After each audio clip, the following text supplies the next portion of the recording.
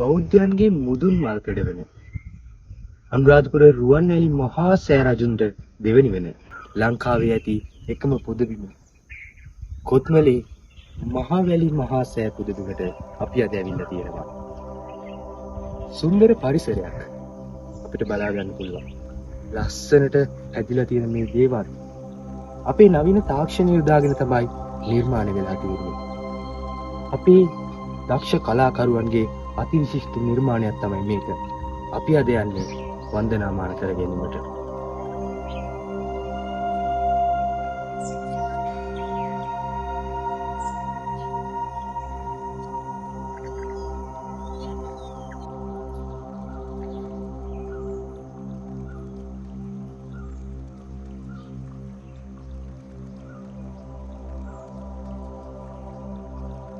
අඩි 200ක් පමණ උස අනර්ග නිර්මාණයක් තමයි මේක.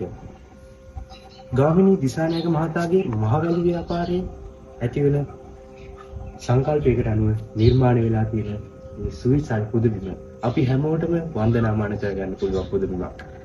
බුබුලාකාර හැඩයකින් ඉස්ත වෙලා තියෙන මේ පුදබිමේ සුන්දර බිඳු සිතුවම් දක්නට ලැබෙනවා. අපි ඒ සියල්ල නරඹමු ඇතුළට ගිහිල්ලා. එන්න යන්න අපිත් එක්ක.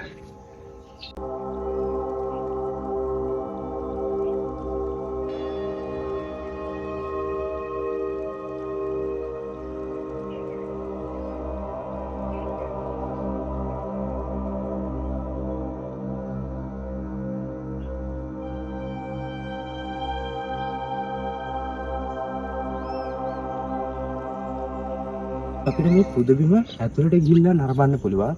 ඒ වුණාට අපිට මේක ඇතුලේ සත්ත්වබද්ධ කරන්න අවසරයක් නැහැ.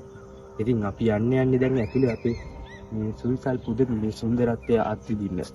අපි ඇතුළට යමු එහෙනම්.